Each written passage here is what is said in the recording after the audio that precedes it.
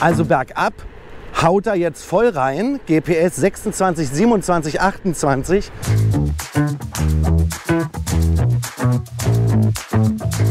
Komplett entwickelt in Deutschland, von der ersten Skizze über Konstruktionszeichnungen, Design, Endabnahme, Qualitätskontrolle. Dazu namhafte deutsche Partner, zum Beispiel Schaeffler aus dem schönen Herzogenaurach. Das klingt grundsätzlich schon mal gut.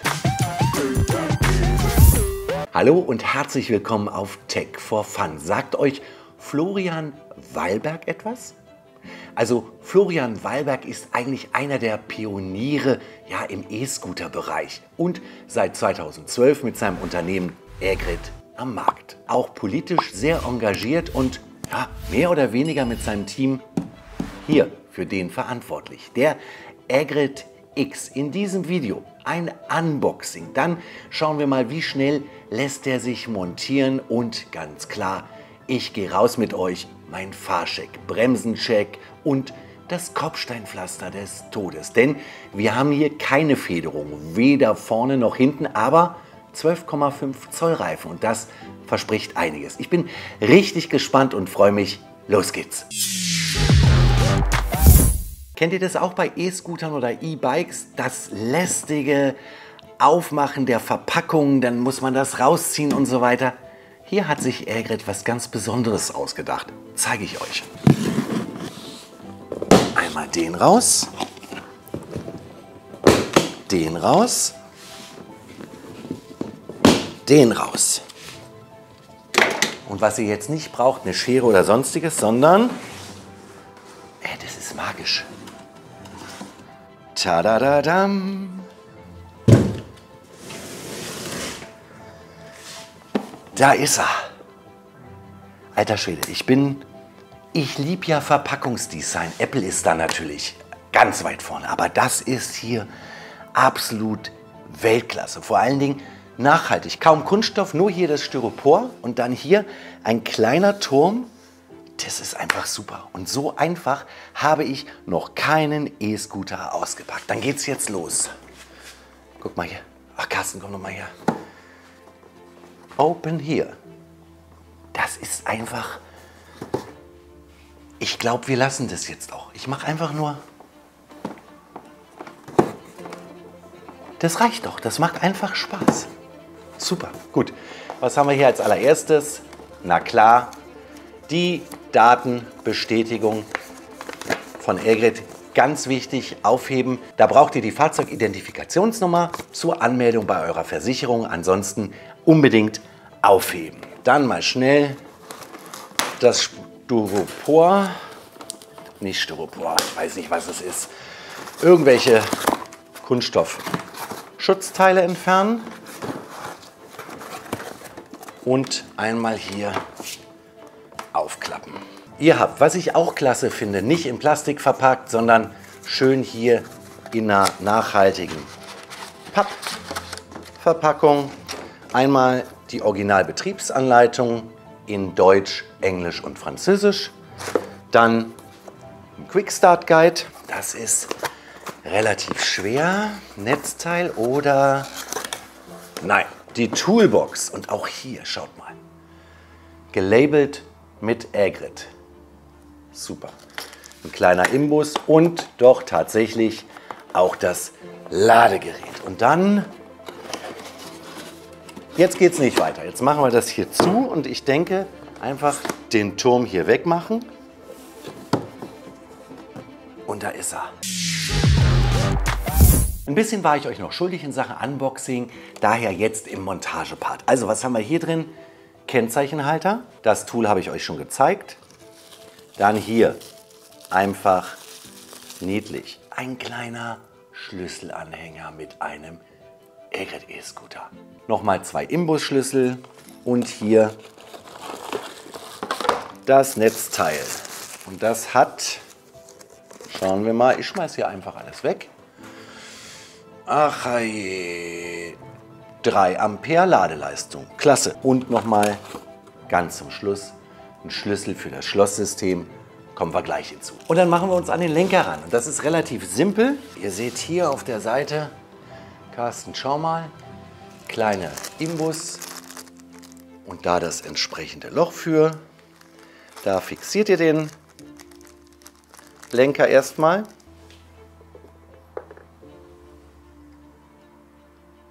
Genau.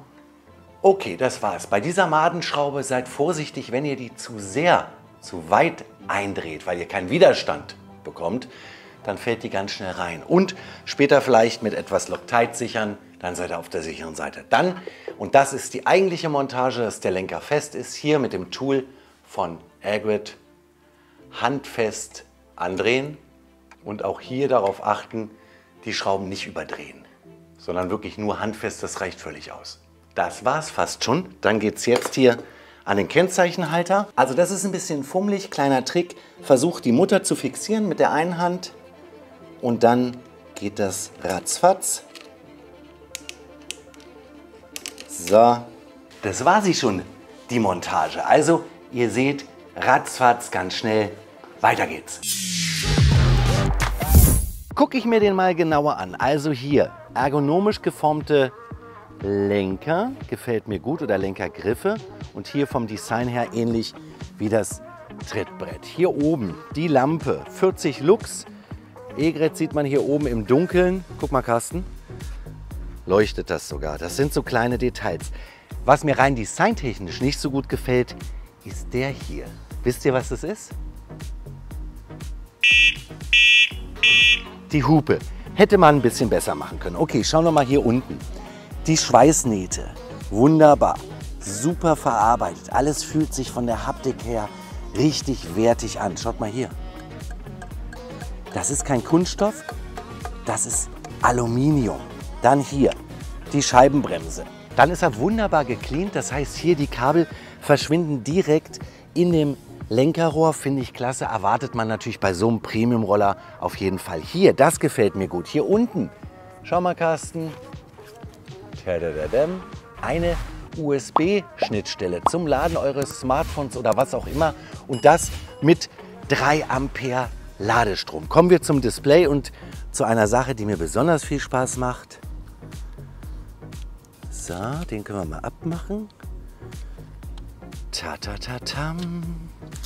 So, und hier muss ich mal schauen. Wir haben jetzt kein Sonnenlicht, aber den Spaß mache ich mir kurz. Super ablesbar, wirklich richtig gut ablesbar. Ein großes Display, hier mit allen Angaben, die ihr braucht.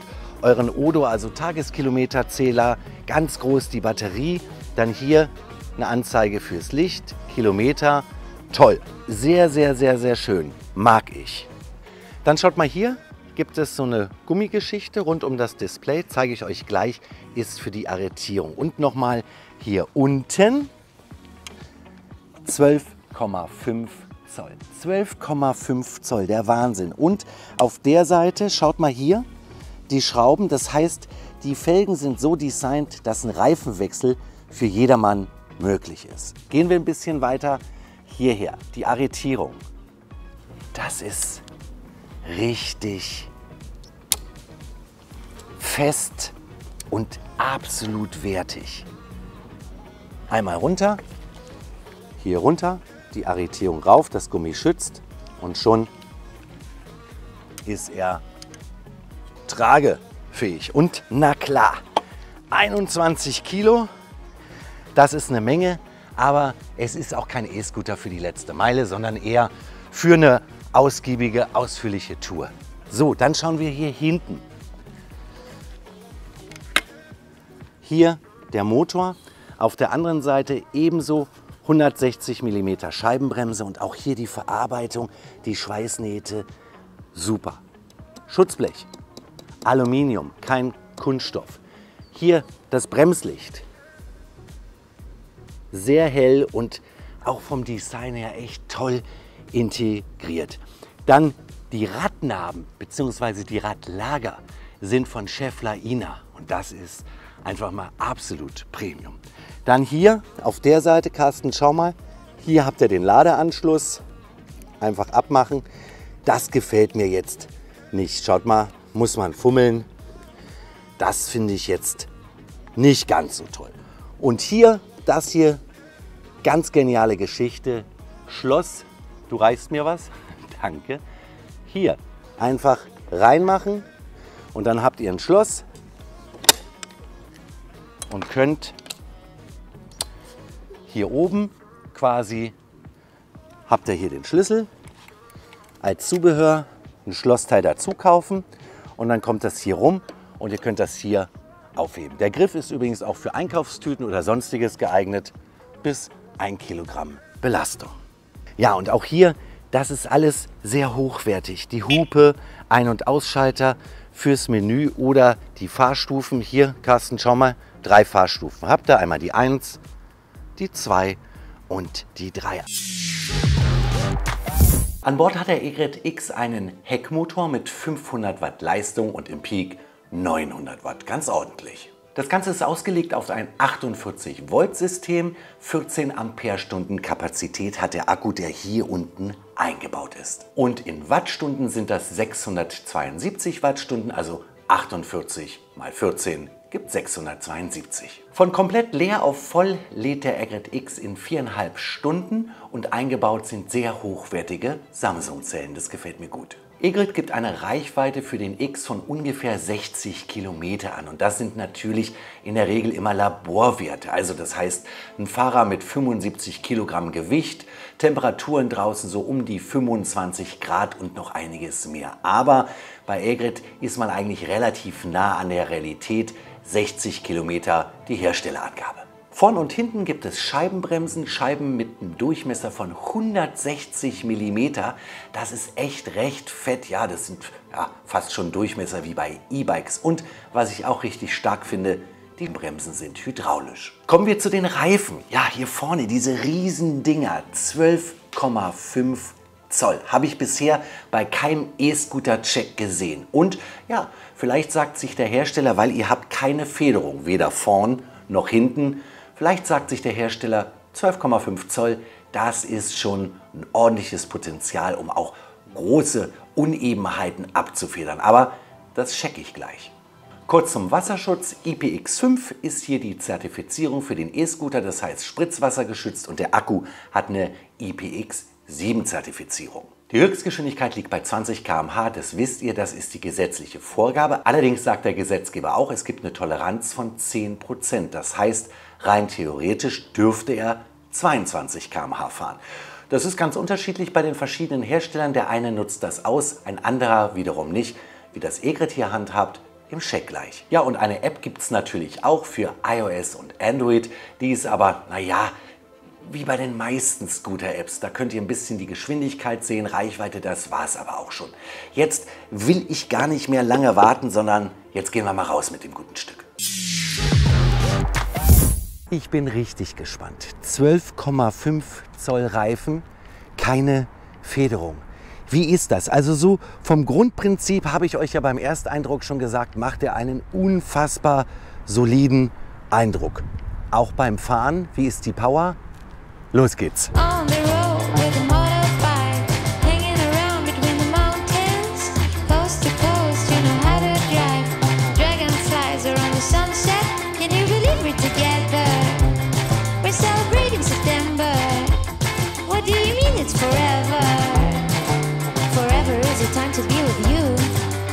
Also, was mir als allererstes einfällt, bin selten einen so komfortablen Scooter gefahren. Wirklich. So komfortabel, unfassbar. Jetzt schauen wir mal, wie die Agilität ist. Hier ein paar Hütchen aufgestellt.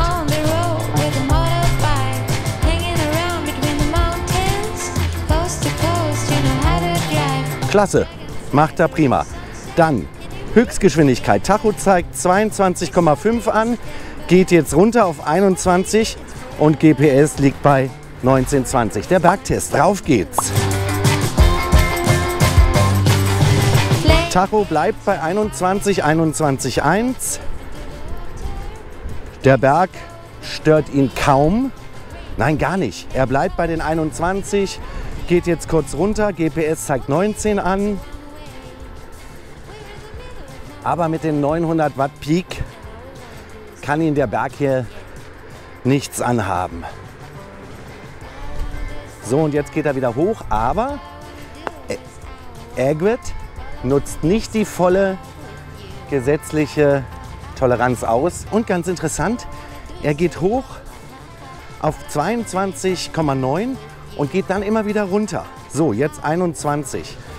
Um die 21 ist ungefähr so das Tempo. Jetzt geht es bergab.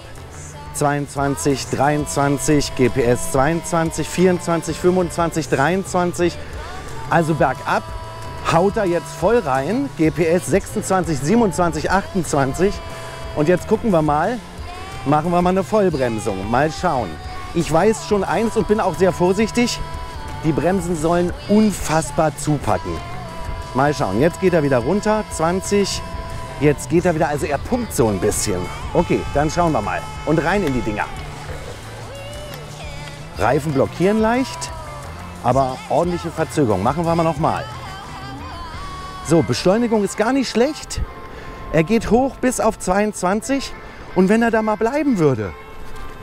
Nee, er geht wieder runter. Also da denke ich, vielleicht kann der Airgrid noch mal ein bisschen was an der Firmware machen. Denn er erreicht die 22er, aber nicht permanent. Er geht dann wieder runter. Jetzt wieder 22,7 und er geht wieder runter. Also Bremstest Nummer 2. Ja, das ist super. Unfassbar, wie der bremst. Also spannend. Carsten, die Bremsen sind, habe ich bei noch keinem E-Scooter so gesehen, die sind brutal. Natürlich 2 Scheibenbremsen, hydraulisch gesteuert und die haben einen Griff unfassbar. Wow, das macht einen Spaß. Das ist ein Fahrgefühl. Also so, ich kann es ganz schwer beschreiben. Einfach solide und unfassbar sicher. Durch diese 12,5 Zoll Reifen, Luftreifen, ist das wirklich klasse. Ich würde sagen, Carsten, jetzt musst du eine Runde mal fahren. Ich bin mal echt gespannt auf deine Eindrücke. Komm mal her. On the road with a motorbike, hanging around between the mountains, coast to coast, you know how to drive. Dragonflies around the sunset, can you believe we're together? We're celebrating September. What do you mean? Die Reifen nehmen unheimlich viel Druck raus. Was andere Scooter nur mit Federung schaffen, schafft er auch ohne. Er hat ein sehr stabiles Fahrverhalten und macht wahnsinnig viel Spaß. Und von mir kriegt er ganz klar einen Daumen nach oben. Also, das hat riesen Spaß gemacht. Und für die, die Tech4Fun kennen, kein Scooter-Check ohne das Kopfsteinpflaster des Todes. Hier haben wir weder vorne noch hinten eine Federung. Müsste ich eigentlich denken, boah, das gibt wieder richtig Hirnmassage. Aber die 12,5 Zoll Reifen. Und das, was ich jetzt schon erlebt habe an Fahrkomfort, bin ich jetzt mega gespannt, wie wird das auf einem wirklich harten Kopfsteinpflaster sein. Wir probieren das aus. Also, los geht's. So, hier geht's irgendwo runter. Tadam.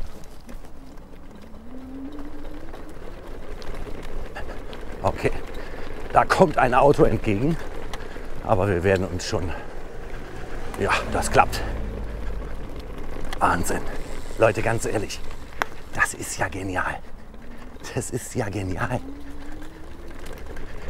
Also auch hier will ich jetzt sagen, bei diesem Kopfsteinpflaster möchte ich keine 20 Kilometer fahren, aber das ist genial. So, und auch hier leichteres Kopfsteinpflaster, super. Und jetzt schauen wir mal, wie er sich auf einer unübersichtlichen Grasfläche macht. Ich hoffe, hier sind jetzt keine Maulwurfhügel. Ja, super. Wahnsinn. Leute, undenkbar mit einem Scooter mit 10 Zoll Reifen. Undenkbar. Wahnsinn.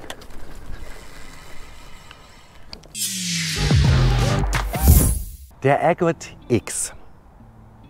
12,5 Zoll Reifen.